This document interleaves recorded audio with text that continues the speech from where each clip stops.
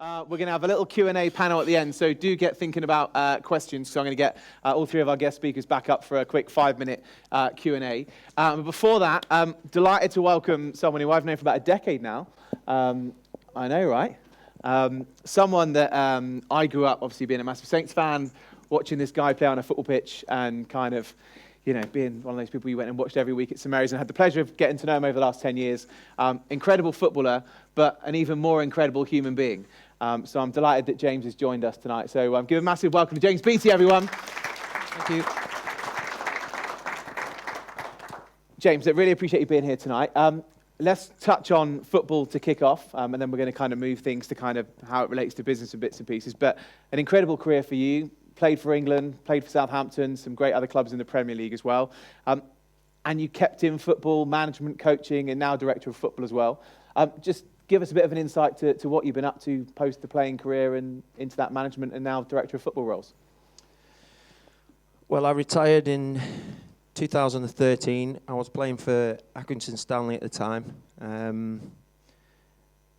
I went in the November previous to the end of the season just to get some training in and get myself in the window for the January. And I enjoyed it so much, and I felt compelled to stay and help the younger players that were at Accrington at that time.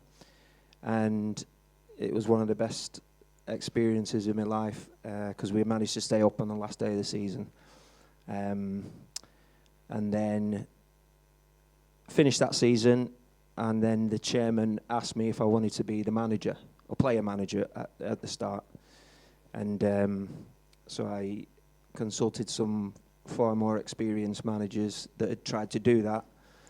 And they said, you either make the decision to keep playing or go into management. So I took their advice, and I finished playing at 34, which was a little bit earlier than I envisaged, but it was something that I thought was too good an opportunity to turn down, as I say, and absolutely loved it. We talk about, you know, adversity. It was right up against the coalface.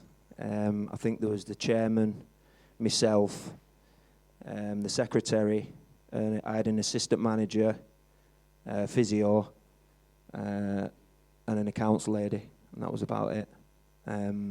But it was brilliant, loved it, loved every minute of it. Didn't get off to the best start. We didn't win for 10 games, so I had all the usual, not good enough, don't know what he's doing, all that sort of stuff. But the first time we trained on a full-size pitch was the first time that we won a game. And I'd been battling behind the scenes to try and get that on. I'd made a deal with my school that I went to in Blackburn, a deal to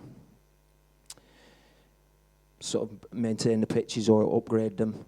I'd find half the funds, and they'd do the other half. And they started, you know, they let us train on the pitch, and then we won our first game. And the last 31 games of the season, I think we were 6th in League Two. So that was, you know, it was a big difference. Then I left Accrington, and I went to work with Gary Monk at Swansea, who were in the Premier League. I'd made the conscious decision because I lent heavily on my assistant manager, who was Paul Stevenson at the time. He did a lot of the coaching, and I wanted to be better as a coach and sort of learn my trade. So I went and worked with Gary at Swansea. We were there, and then the first sort of sacking came for Gary, which again we'll speak about later. But it's you know, more adversity. You don't just get it as a player; you get it as a manager and as a coach. And then went to work at Leeds. And I've been first team coach at Leeds, Middlesbrough, Birmingham, and then assistant manager at Sheffield Wednesday, and Wigan Athletic. Nice. And that journey's took me. I left Wigan in November 22, and my son was doing his GCSEs, so I thought I'd support him. I'd been sort of travelling up and down the country for 10 years, and we were having a little bit of work done at home, so I decided to stay at home for a bit, and then having stayed at home, Steve, who's been a family friend for 25 years, he was one of the main sponsors at the Dell when I first signed for Southampton. He sort of said, will you come and help us in respect of, like you said, being the director of football, to try and help professionalise the club and to try and sort of maintain and raise standards within the club. Help raise the profile of the club and hopefully get some better players in, so then we can progress the pyramid and climb. How are you enjoying that business side of the journey now? Because obviously, we see you've been to a few games down at AFC Tottenham this year and have seen you out doing the warm-ups and being involved from that football side. But when we met up for a coffee the other day, you're on the phone and you're dealing with the business side of things as well. How are you finding that off-the-pitch activity from a business perspective? I think in the roles that I have had, I've worked closely with the manager and the boards. Sometimes it's, the owners and remote ownership is extremely difficult, especially at a football club, and gained experience on that side. So I do enjoy that side of it. I love his coaching, being part of the dressing room. I love the sort of dressing room dynamics, having 22 different personalities in there, being able to sort of work with them, work them out, and find out what makes them tick. That's where I think my passion lies. But with this role as director of football, it hasn't really given me a definitive answer on whether I want to sort of stay on the grass or take the executive route, because I get to do both at Tottenham, because I have that relationship with Jimmy, which I set out the parameters early doors, saying the football's totally yours, but if you want me to do anything, then I'm happy to help, which has been like that. So in terms of giving me an answer whether I want to stay on the grass or go into the boardroom, it's not really giving me that, unfortunately.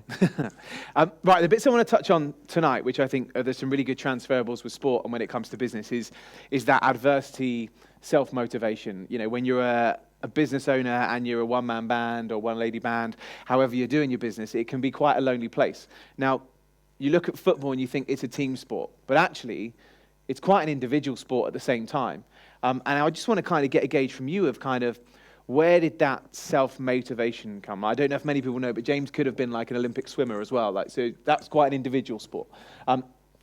What's that resilience you need from a sporting perspective when the going gets tough and you've got to try and make it?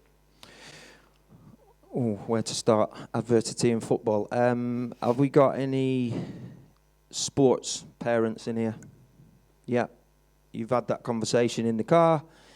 We lost today, or the manager didn't pick me, or whatever it is. So I think it starts at a young age. And like you say, when I was younger, I had an individual sport, which was swimming. I suppose I showed a natural ability or a natural talent, and my dad started taking me, and then I started training hard, and then I started winning, which I enjoyed, but I knew that you only get out what you put in. So how hard you trained, again, using your natural ability, but the work you put in is exactly what you get out. And then as I got a bit older, I got scouted actually by Keith Bewley, who was the GB coach at the time, to go to Wigan. And Wigan was about 50 minutes from our house. And I used to go in the morning at 4 o'clock before school as a 12-year-old, do 2 hours. Sometimes I'd be on my own in the pool, a 50-metre pool, which can be a lonely place. But then go to school, then go back to training for 2 hours. And I was doing 50 to 60 miles a week at 12, 13, 14. But the sort of resilience, I speak on it now, looking back on it, was I was always trying to beat something, which is the clock, which we know as we get older, it's going to beat us all. But it was a national age group qualifying time, or it was a record, or it was a personal best, or it was a fastest time that had been set that year by a competitor. So it was not a bad adversary to try and beat, even though we know it beats us all. So I guess that's where my sort of resilience started. taking that into football, I had a shoulder injury at 14 and was forced to sort of retire. I had a sort of ultimatum from a physio. He said you could have a arthritic shoulder by the time you're 25, or you can pack it in. I'd started to play football then. I was 14. I'd discovered socialising and going out with mates and that, which was, a pull as well. But I started playing at 14, so then you're playing at school and you're playing in Sunday League, but you're a little bit behind because I'd put so much time and effort into swimming. But I had the physical frame because I'd developed. I had my fitness, obviously, my lung capacity was really good.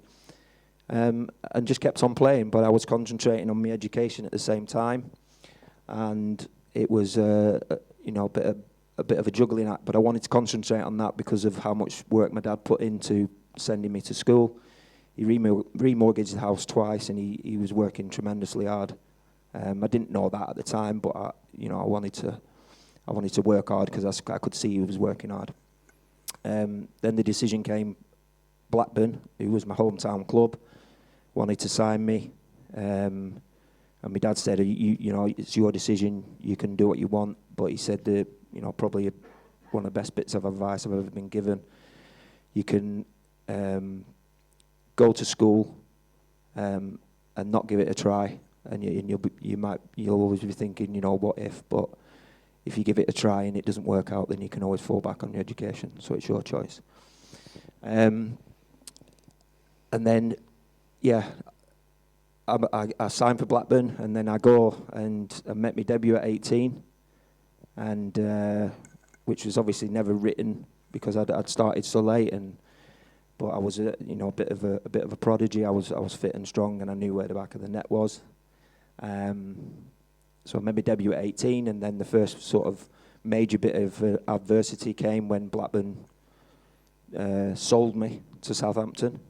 I thought my world had ended. I was actually playing golf with my friend, and I don't mind admitting it. At 20, I started crying because that was my club.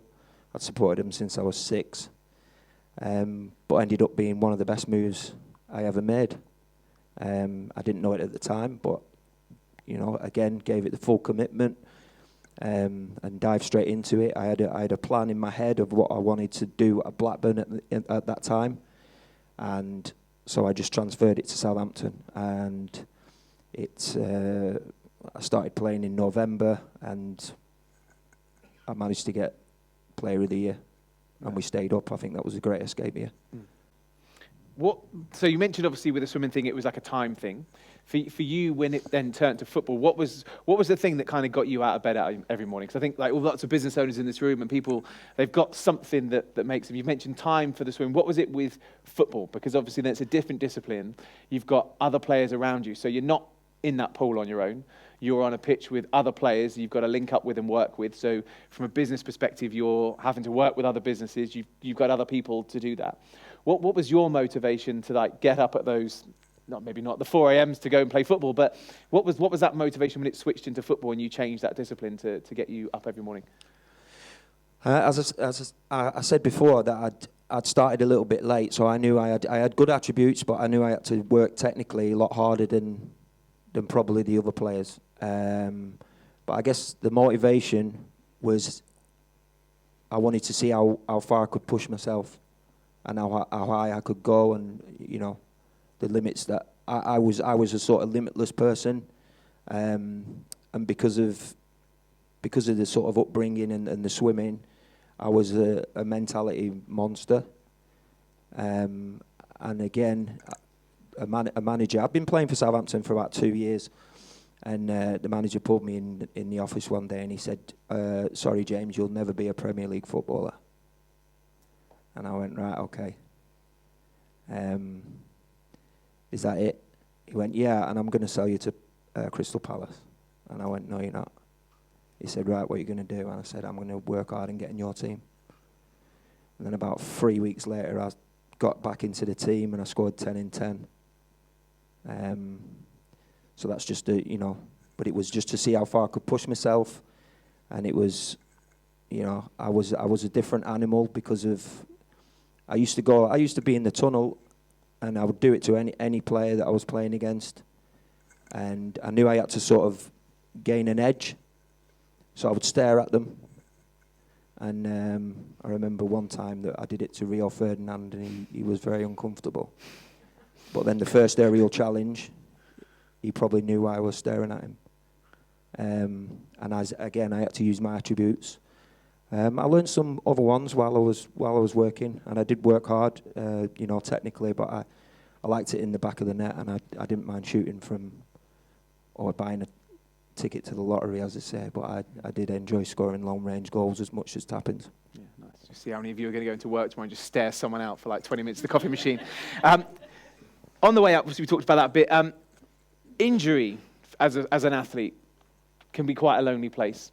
Again, as being a business owner working on your own.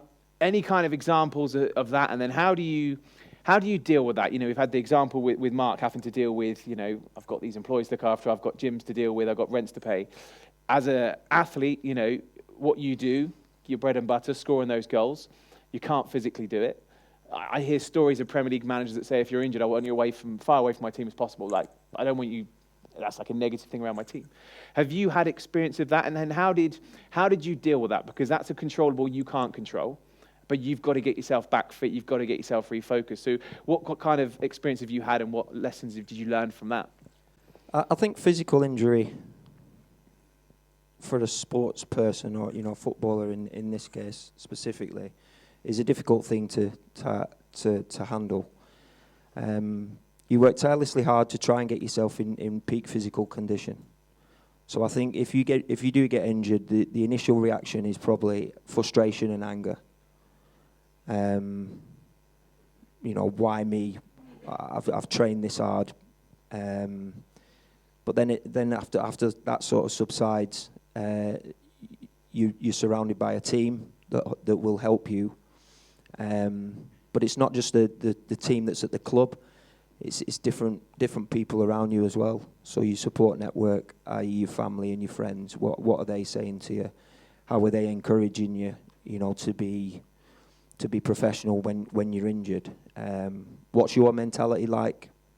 Do you want to get back, fitter and stronger, or do you want to just get back as fast as you can? Because inherently, sports people are impetuous, and they want to be back before they're ready, some of them.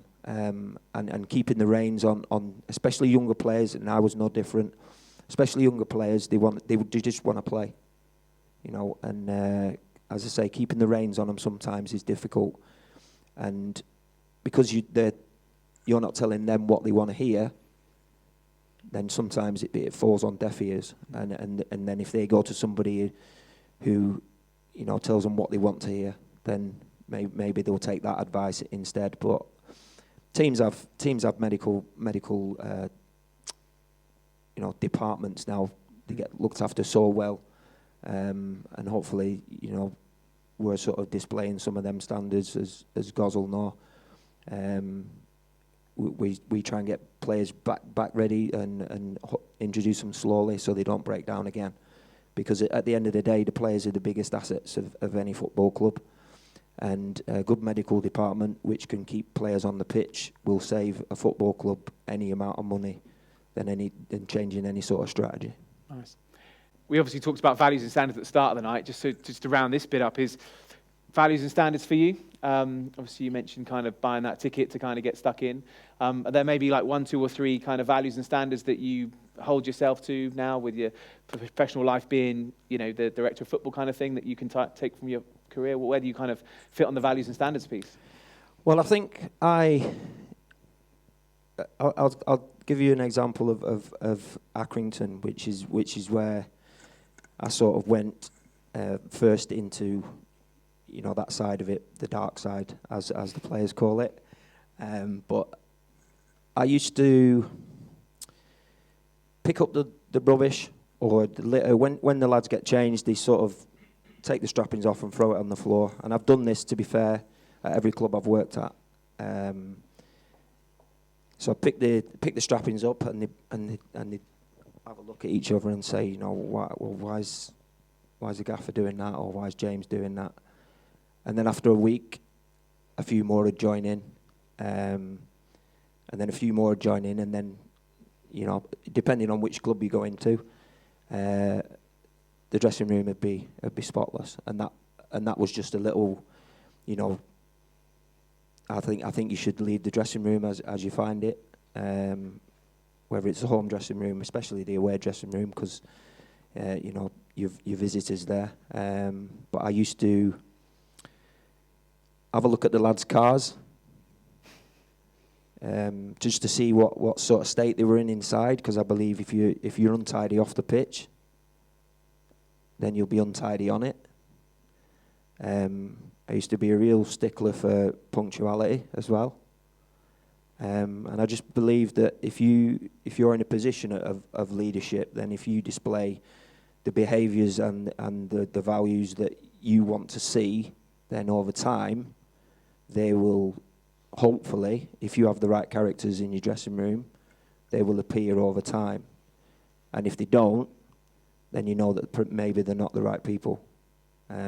A lot of work is done on recruitment for, you know, talking specifically football players now, on the character. Those references are taken from ex-managers, ex-coaches, teammates, social media. So when they're misbehaving, or if they are misbehaving at a club and they're effing and blinding at the manager, or they're effing and blinding at one of the board members, or they're doing that on socials, or they're doing it to other teammates, then, you know, the chances are that probably if I'm involved in a team, we won't be signing them, irrespective of level. Nice. Some great insight. Thank you very much. Really appreciate it. James Beattie, everyone.